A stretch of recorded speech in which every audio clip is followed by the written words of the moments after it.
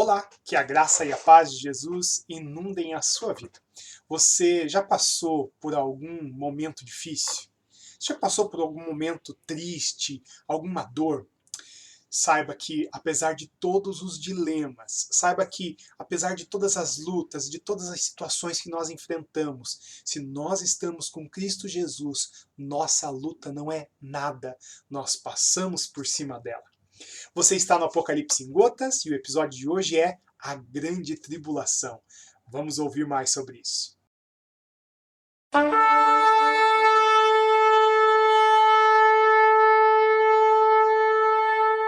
Hoje nós vamos tratar de um período da história da humanidade que foi muito profetizado por todos os profetas.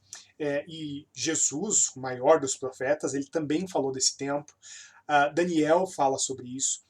E aí nós vamos ter que juntar esses elementos ao longo desse capítulo. Tudo que a gente vai falar aqui ficou muito longo, então eu resumi o máximo, mas lá no blog você consegue encontrar o texto todo disso que eu estou falando para você. Eu não vou poder entrar em muitos pormenores. Lembre-se, a gente vem em 15 episódios falando, interpretando, mostrando para você os pontos da história, os pontos das escrituras, os pontos do Apocalipse, símbolos que aparecem. Então aqui a gente vai ter que se concentrar muito para interpretar e juntar todos esses elementos. Então lembre-se, vamos lá. Primeiro, você vai ter que conhecer um pouco da palavra de Deus, um pouco da Bíblia. O ideal é que você leia a Bíblia toda. Outra coisa, você vai precisar entender que os textos bíblicos, em especial dos profetas, eles trazem muita interpretação do Apocalipse. Se você junta esses elementos, você consegue interpretar o Apocalipse muito mais facilmente. E, lógico, eu já fiz esse trabalho para facilitar a tua vida e já está todo disponível no blog, está todo disponível nos 15 episódios que nós temos para trás. Nós estamos chegando ao final agora do Apocalipse em Gotas. Eu acredito que mais 4 ou 5 episódios a gente termina toda a interpretação do Apocalipse. Mas para isso você precisa ter assistido os episódios anteriores. Eu sei que parece meio chato, eu sei que parece um pouco complicado, mas agora a gente vai juntar isso tudo na interpretação dos capítulos 6, 7, 8, 9, 10. Agora, nesse episódio de hoje, nós vamos juntar os episódios de 6 a 17. Então você precisa ficar muito atento. Tá tudo espalhadinho ali nos capítulos 6 a 17. Hoje a gente vai juntar esses elementos todos. Por isso a gente vai ter que correr um pouquinho, tá bom? Bom, o Apocalipse, ele não acontece de forma cronológica. Você não vai ver ali uma cronologia nos textos de Apocalipse. As visões, elas se dão em 3 ou 4 momentos. Alguns dividem em 3 e outros dividem em 4. O primeiro momento é aquele momento de cartas às igrejas, João sendo apresentado à revelação e João mostrando essa revelação para as igrejas. O segundo momento, João vê o céu. O que está acontecendo no céu? O que acontece nos poderes celestiais? No terceiro momento, João vê a grande tribulação, o período que viria após aquele período que a igreja estava vivendo naquele momento. E depois, o fim dos tempos, o reino milenar de Cristo, a volta de Jesus e a ida de todos os seres humanos que confiam em Jesus, que creem em Jesus e fazem parte da igreja, para o céu, ou vão, digamos, dominar toda a criação. Há muita especulação e há muita dúvida com relação a isso, mas enfim, são esses os momentos que o Apocalipse dá. Agora, veja, é tudo misturado, é tudo ao mesmo tempo. Então a gente precisa juntar e se concentrar para juntar as etapas para criar esse roteiro. João vai vendo freneticamente as coisas e ele vai registrando. Nós é que devemos ler e entender que nada é sequencial no livro de Apocalipse. João vê então o céu, João vê as coisas que acontecem ali. A partir do capítulo 4 de Apocalipse, as coisas elas se misturam bastante, tá bom? Então, quando nós vemos a adoração no céu, por exemplo, isso acontece desde sempre. Não é porque a igreja subiu, ou porque está acontecendo a tribulação, ou porque João está tendo a visão que a adoração no céu está acontecendo. A adoração no céu sempre existiu. Então, veja, os elementos ali, eles se misturam muito. Quer ver um caso? Jó conta a história de Satanás indo até o trono de Deus. seres celestiais, bons e maus, diante do trono de Deus. Que história que é essa? Pois é, aqui nós vemos esse elemento no livro de Jó. Lendo o livro de Jó, você vai ver que Satanás ele se apresenta diante de Deus com os filhos de Deus, diz o texto sagrado. Então, ali nós vemos essa junção, a visão de João no céu. O texto continua e João então vai apresentar 7 selos. Ele vai ver que o Cordeiro recebe um livro selado, a gente já viu isso nos episódios anteriores, o que era um livro selado, enfim. Ele recebe o livro selado e o Cordeiro vai abrindo os selos. No céu, João vê a discussão, quem pode abrir o selo? E só tem um capaz, que é Jesus Cristo. O livro ele estava selado, ou seja, eram palavras ocultas. E essas palavras ocultas, cada vez que o Cordeiro, Jesus, abria um selo, começava a descortinar a história. É isso que acontece. A história está escrita no livro, digamos, é o livro da história da humanidade, e Jesus ele vai desvendando essa história. Ele começa a abrir os selos um por um, e as mensagens ali elas são reveladas para João, e João vai trazendo para nós. Nós vamos ver aí muitas pessoas discutindo o que são esses selos, como que acontece. Eu vou aqui me concentrar nos selos propriamente dito, nas trombetas e nas taças da ira de Deus, porque a maioria dos teólogos concorda que é o mesmo período, que é a mesma coisa. Tudo isso engloba o mesmo período da humanidade, tá? Visões à parte, você já sabe que eu tô aqui para te ajudar com essas confusões todas aí no meio teológico, para que você entenda a Bíblia. Não é tão legal se aprofundar na teologia, embora seja interessante, seja importante, algumas pessoas têm essa habilidade, algumas pessoas estudam bastante, mas para a maioria de nós, o interessante é nós nos concentrarmos nas Escrituras, das Escrituras para as Escrituras. Ou seja, lemos a Bíblia, interpretamos a Bíblia à luz da própria Bíblia e com auxílio do Espírito Santo. Você pode procurar nas redes sociais, você pode procurar nas mídias disponíveis aí, livros, internet, enfim. Você vai encontrar muita gente falando sobre todos esses assuntos. Cuidado! Use a palavra de Deus. Evite confiar em seres humanos que são falíveis. A palavra de Deus não muda. Bom, independente da ordem das coisas e como que as pessoas interpretam essa ordem, enfim, os 7 selos, eles vêm com vários eventos. O primeiro selo aparece um cavaleiro, que uns interpretam sendo Jesus, outros interpretam dizendo que é o anticristo. Aqui não faz diferença, porque o que aparece é um cavaleiro trazendo desgraça. Você vai ver um segundo cavaleiro aparecendo com desgraça também, terceiro e quarto cavaleiros. Claro que tem toda uma simbologia, eu vou pedir para você ler lá no blog, porque a gente não vai conseguir aqui falar de cada elemento, de cada selo, de cada trombeta e de cada taça. Tem tudo descritinho lá, você vai se maravilhar com isso que eu fiz para você, tá bom? Facilitei bastante, desdobrei aqui o máximo que eu consegui para você conseguir entender, juntando, obviamente, com os episódios anteriores.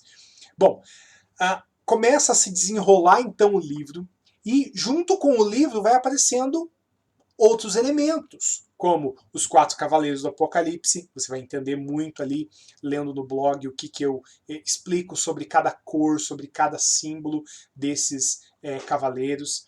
Aí então, as trombetas aparecem no meio do caminho.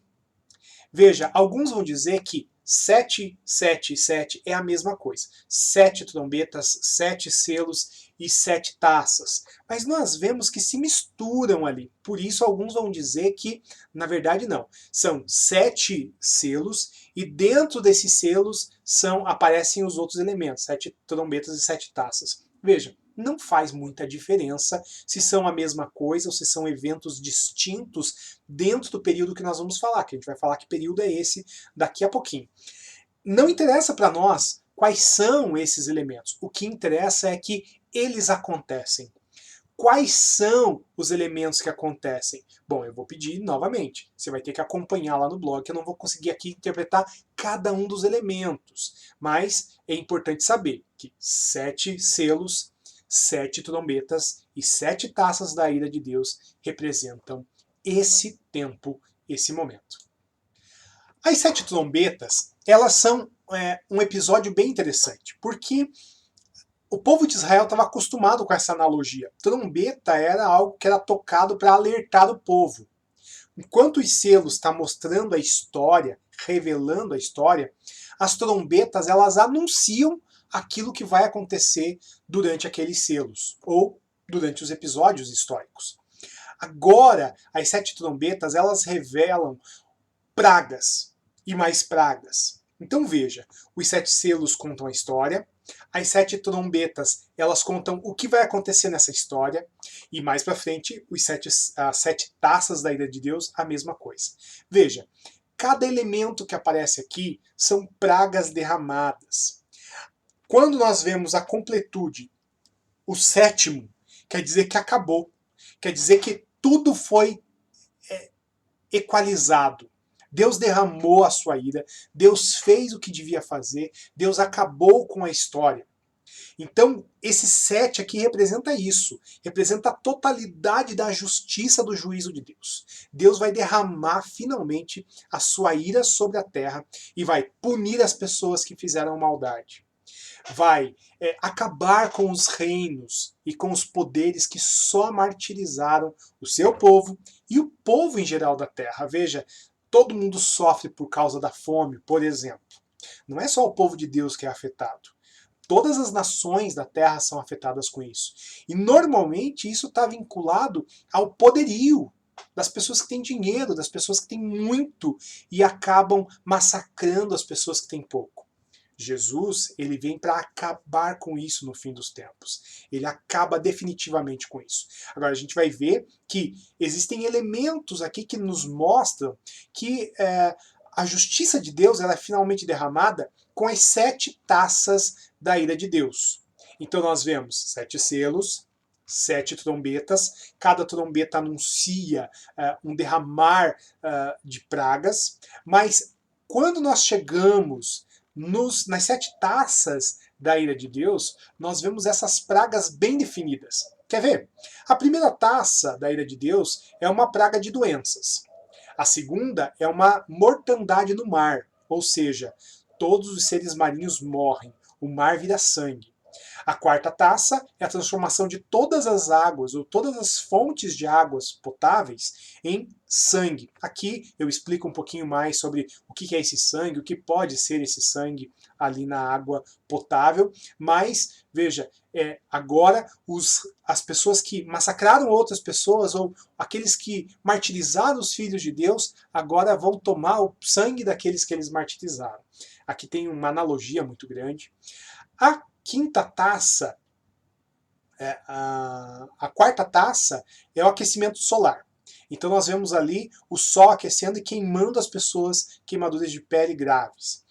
A quinta taça é o castigo sobre o reino da besta. Então agora o reino da besta vai ser propriamente atingido com essas pragas, não apenas a humanidade como um todo, mas agora o reino vai ser abalado, o reino do anticristo, o reino da besta. E a sexta taça é bem difícil de interpretar, e aqui eu vou gastar um pouquinho mais de tempo, tá bom? Na sexta taça, nós vemos algo diferente das demais. O apóstolo João ele gasta um pouquinho mais de tempo aqui, e por isso nós vamos tentar aqui interpretar um pouquinho mais a fundo. A sexta taça ela está em Apocalipse 16, de 12 a 16, e nós precisamos entender a história, nós precisamos juntar os elementos que nós vimos até aqui, mas vamos lá, vamos tentar ajudar você aqui. O rio Eufrates, que aparece ali, ele é secado. O rio Eufrates está lá no Iraque, no atual Iraque, mas é o que cercava a Babilônia. Rio Tigre e Rio Eufrates eram os rios que cercavam a Babilônia imperial, a cidade imperial da Babilônia. O rio Eufrates é secado, então ele seca para que os reis venham do Oriente. E aí eles vão se unir à besta e o falso profeta, e esses enviam 3 espíritos para enganar os reis que estão vindo, para juntar-se para a batalha final, a batalha do Armagedon. Mas o que isso significa? Bom, é um ajuntamento de poderes, são governos para deflagrar uma guerra final contra os filhos de Deus. Assim como aconteceu no passado, em que os impérios acusavam os cristãos e os judeus de toda a atrocidade que acontecia no planeta, assim vai acontecer nesse tempo. Então aqui eles vão se juntar para guerrear contra o povo de Deus, dizendo que essas taças que Deus derramou, essas pragas que vieram, é culpa do povo de Deus. Esta, então, é a sexta taça. Aqui Jesus faz um anúncio muito importante para nós. Eis que venho como um ladrão. Feliz aquele que permanece vigilante e conserva as suas vestes. Precisamos estar preparados para a volta de Jesus. A sétima taça é o final dos tempos. Granizo de 35 quilos cada bola, terremoto, abalo. Lembre-se, o apóstolo Pedro fala sobre isso. Os poderes do céu sendo abalados, tudo sendo desfeito. Os profetas tratam sobre esse assunto, Joel, Isaías e o próprio Daniel. Então agora é o fim mesmo. Lembre-se, 7 representa plenitude, totalidade. E agora então acaba definitivamente. A grande tribulação é a junção desses elementos, é aquilo que foi profetizado pelo profeta Daniel como o fim. Jesus disse que era um tempo de grande tribulação e agora nós vemos esses elementos todos juntos. A gente precisa interpretar então tudo junto e agora nós chegamos então à conclusão. Esse momento da história nós precisamos olhar para a história cíclica da humanidade. Eu vou explicar com calma aquilo que eu já falei desde o primeiro episódio, tá bom? A história da humanidade ela é uma história que se repete. Ciclicamente as coisas vão acontecendo. Lembra quando eu falei de guerras? Aquilo que é a guerra, os eventos que envolvem a guerra. Quando nós vemos, e eu falo um pouco mais sobre isso no Cavaleiro do Cavalo Preto, a guerra ela traz uma série de eventos. Não é só a guerra em si, mas traz praga, traz mortandade por doenças, traz fome porque os campos são arrasados. Por que os seres humanos fazem guerra?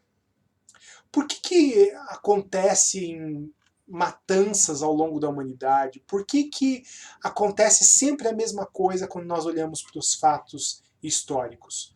Pois é, porque os seres humanos eles vivem ciclicamente num frenesi de peca contra Deus, Deus mostra o seu poder, revela a salvação.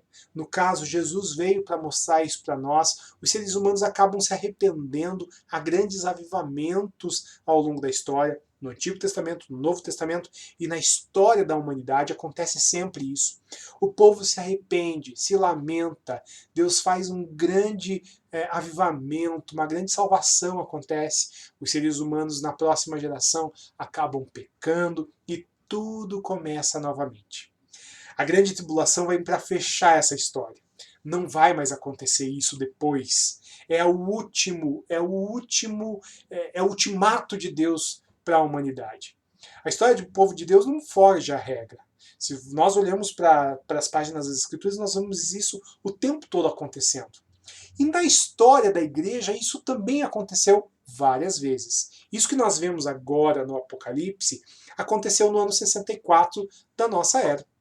Alguns vão dizer que Nero era a besta que João está profetizando. Inclusive fazem cálculos com relação aos números do nome de Nero. Nós vamos falar isso daqui a 2 episódios mais, tá? Sobre Nero, sobre a besta e tudo mais. Mas aqui é importante nós entendermos que Nero foi um imperador romano no ano 64 depois de Cristo. Ele começa uma grande perseguição aos judeus e aos cristãos. E isso vai culminar no ano 70 depois de Cristo, quando Vespasiano e Tito, generais romanos, Tito era filho de Vespasiano, eles entram em Israel, detonam tudo, matam muita gente e expulsam os judeus por todos os países da antiguidade, que existiam na antiguidade.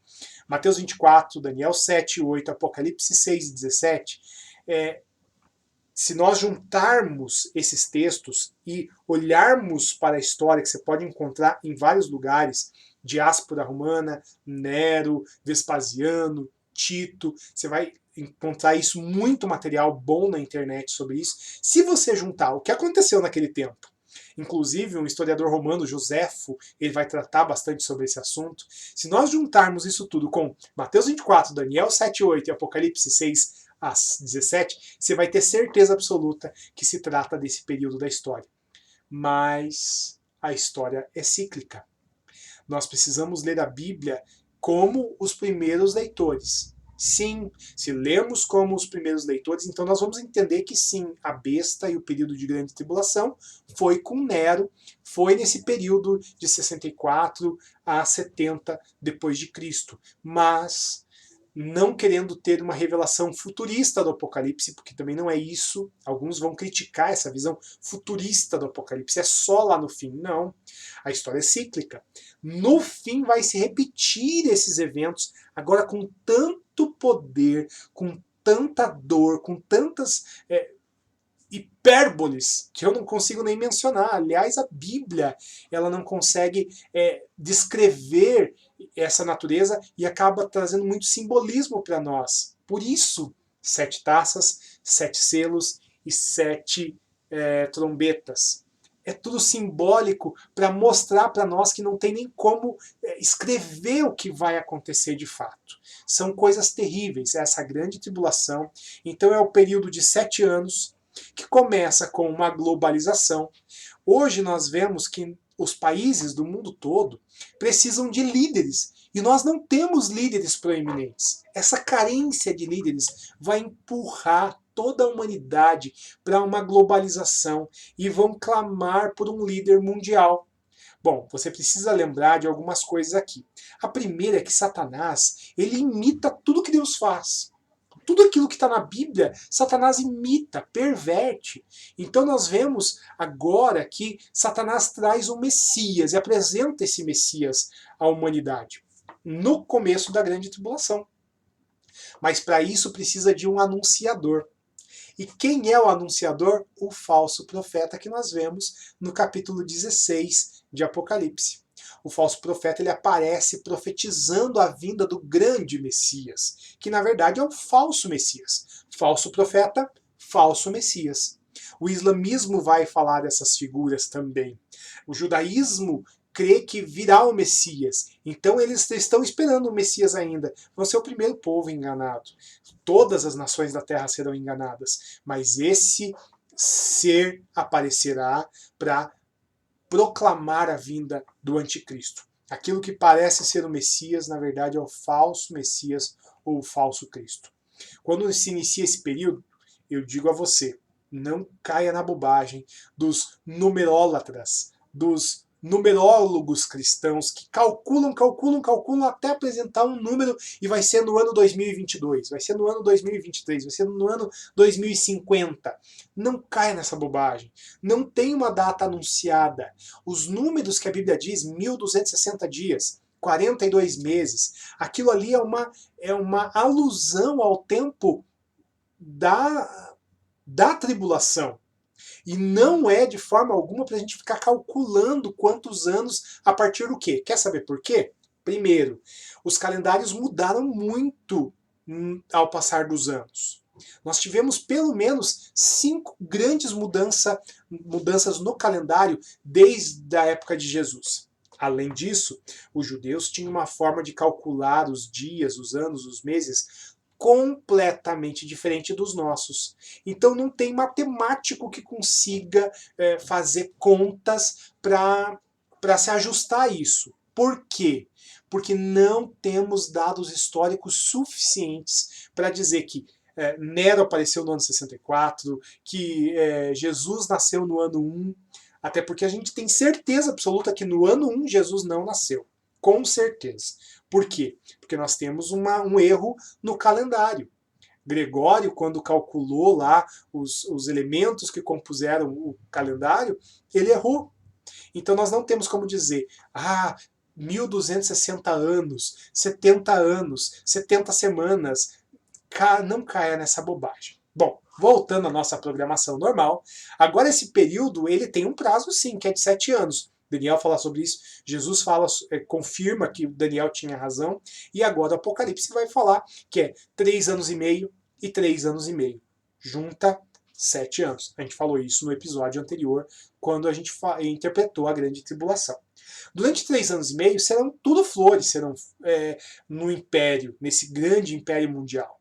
Nesse tempo, vai acontecer meio aquilo que aconteceu no Império Romano, a Pax Romana. Todo mundo tem pão, todo mundo tem diversão, todo mundo tá feliz, todo mundo quer brincar.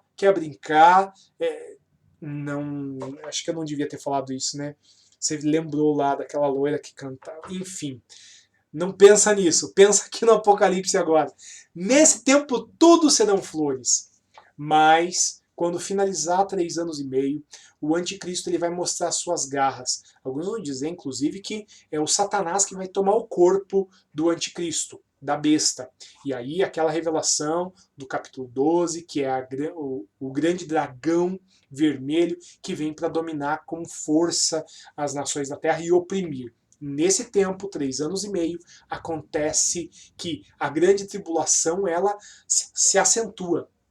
Não é somente as taças da ira de Deus, não é somente as trombetas ou os selos. Agora, o próprio anticristo ele vai dominar com garra e poder toda a humanidade, trazendo muita dor e muito sofrimento. Além das pestes e pragas que Deus vai derramando sobre a terra. É como aquele episódio do êxodo de Israel do Egito. O imperador egípcio, o faraó, ele segurou o povo, não deixava o povo partir. E aí Deus derramava as pragas, o faraó se arrependia, mas daí daqui a pouco, opa, não vou deixar liberar. A mesma coisa vai acontecer. Nas 7 pragas, nas 7 taças, Deus vai derramando pragas sobre a terra e o povo não vai se arrepender. Os impérios não vão se converter. A coisa vai ficando cada vez mais pesada. E no fim das contas, Deus vem com justiça e com juízo livrar o seu povo. A gente não vai falar aqui sobre o arrebatamento, se acontece o arrebatamento, se não acontece. A gente não vai se aprofundar muito na besta. Aqui é para falar sobre o período da grande tribulação.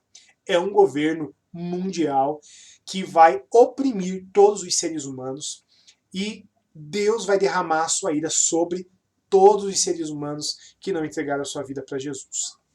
Nesse período, Jesus vai começar a derramar a sua ira sobre a terra de forma cabal, de forma completa. O governo aqui ele vai ser destruído na última taça, na última trombeta, no último selo. Uma bola de pedra cai do céu e derruba aquela taça, aquela estátua que Nabucodonosor viu na visão lá em Daniel capítulo 2. Ali todos os impérios da terra vêm à ruína. É isso que vai acontecer no final. Jesus vem para acabar definitivamente com os impérios humanos e estabelecer o seu reino milenar, o seu reino mundial. Bem, agora você já entendeu que os 7 selos, as 7 taças e as 7 trombetas se tratam do evento chamado a Grande Tribulação. Mas não perca os próximos episódios que a gente vai falar sobre a grande prostituta, no próximo episódio, e depois a besta. Quem é a besta? Ou quem foi a besta? Ou quem são as bestas? Saiba, você precisa acompanhar o episódio que vem para entender lá na frente o que eu estou falando sobre besta, bestas, e quem foi, e quem será, ou enfim. Eu te espero lá, que você tenha uma semana aí abençoada por Jesus, que Jesus habite ricamente na sua vida, trazendo tudo o que você precisa, inclusive a revelação. Que Deus te abençoe.